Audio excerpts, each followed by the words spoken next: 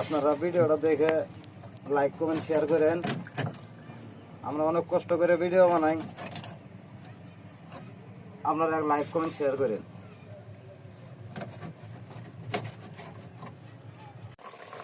মুরগি সিদ্ধ করতেছি, সিদ্ধ করে ভালো করে ভাজে তারপরে আদার তৈরি করা হবে ঘাইরে মাছ ধরার জন্য। পরিবর্তন আপনারা যে আইটেম গুলো করবো দেখতে পাবেন, সঙ্গে থাকেন। মুরগি কুচে কুচে করে কাটি মাছ ধরার জন্য আদার তৈরি করতেছি, যেগুলো মুরগি সিদ্ধ করে ভাজলাম।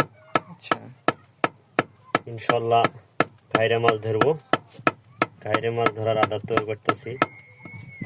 দর্শকেরা ভালো লাগলে লাইক করেন, শেয়ার কমেন্ট করেন, সাবস্ক্রাইব দেন।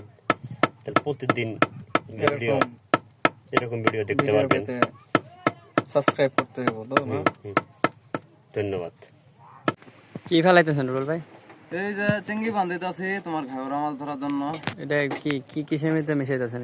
এটা মিশাইতেছি তোমার তেলের ভিতরে, সয়াবিন তেল। সয়াবিন তেল? আর মুরগির গোস্তের মধ্যে সয়াবিন তেল মিশাইতেছি। এই যে এখানে চিংড়ি বাঁধতে দেবো, এখানে ঘাওড়া মাছ আছে জোড়া হোক, এখান থেকে একটা করে মাছ উঠাই দেবো। শুধু তেল আর এই চিংড়ি দিয়েছেন, আর আর আর কোনো কিছু দিয়েছেন নাকি? সয়াবিন, ডালডা, মুরগি। আপনি নাড়াটা কি জানি তেল দেন? মেডিসিন আছে, এগুলো সব একসাথে মেশানো হয়।